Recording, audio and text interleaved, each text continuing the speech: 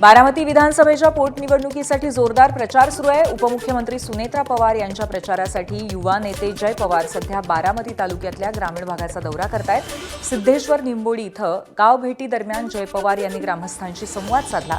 तसंच यावेळी अजान सुरू होताच जय पवार यांनी आपलं भाषण थांबवलं आणि अजान संपल्यानंतर पुन्हा भाषणाला सुरुवात केली। यावेळी त्यांनी अजित पवारांच्या आठवणींना उजाळा दिला।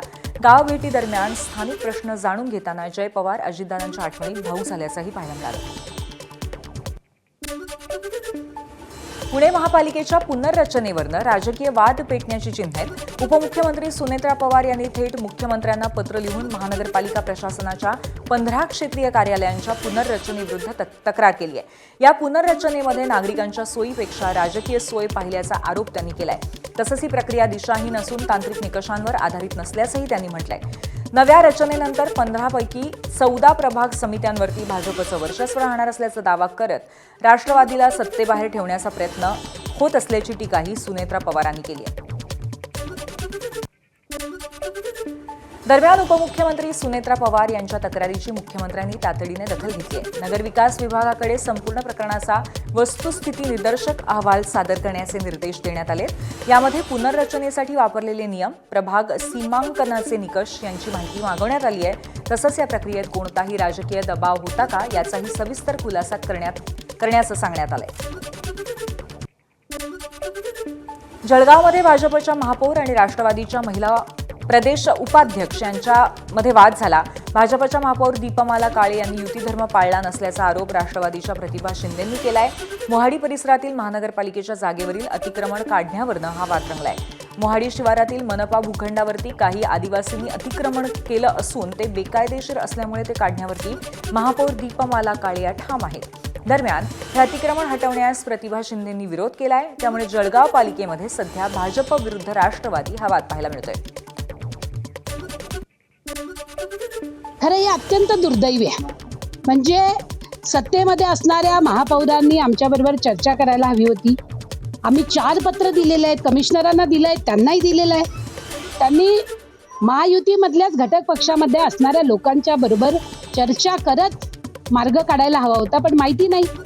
आपल्याकडे म्हणतात ना, नवीनच त्या पदावर आले आहेत, त्यामुळे त्यांनी कायद्याचा, लोकशाहीचा फारसा आणि महायुती धर्माचा फारसा विचार न करता स्वतःच एक राबडीहूड नेतृत्व दाखवण्याचा प्रयत्न केला असेल। मी त्या दिवशीही सांगितलं होतं मागच्या पत्रकार परिषदेमध्येही की ते खरंच अतिक्रमणच आहे। त्यांनी जो माझ्यावर आरोप केला आहे की दम असेल तर काढून दाखवा, तर हे दम दाखवायचं किंवा काही हे करून दाखवायचं काही हे नाहीये।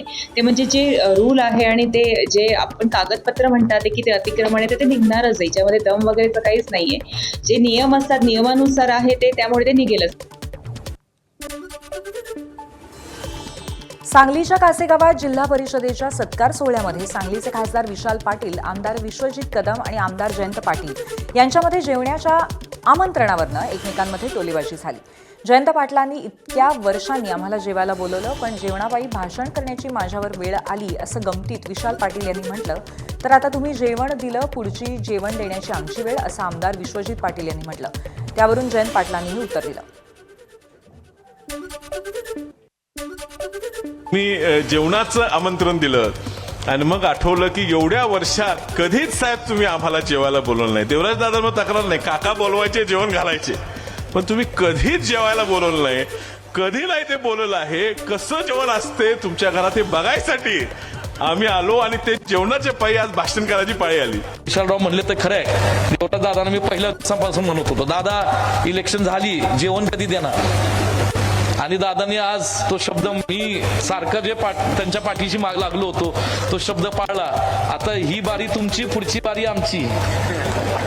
आमचा पाहुणचार जोरात असतो, काळजी करू नका। म्हणून साहेब आमच्या इथं एक सत्काराचा सोहळा चांगला आम्हाला करायचा आहे।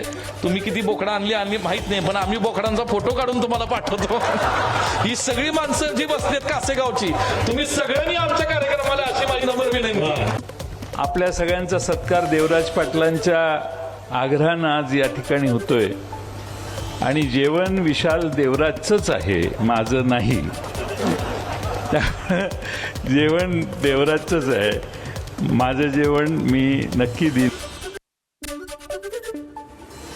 भाजप नेत्या चित्रा वाघ यांनी मुंबई महापालिकेतील विरोधी पक्षनेत्या किशोरी पेडणेकर यांची भेट घेतली. पंतप्रधान नरेंद्र मोदी यांच्या नेतृत्वात साकारलेल्या नारी शक्ती वंदन अधिनियमाला पेडणेकर यांनी मिस्ड कॉल देऊन पाठिंबा दिला. महिला सशक्तीकरणासाठी त्यांनी व्यक्त केलेला हा पाठिंबा नक्कीच स्वागतार्ह आहे, अशी प्रतिक्रिया चित्रा वाघ यांनी भेटीनंतर दिली आहे. एबीपी माझा, उघडा डोळे बघा नीट.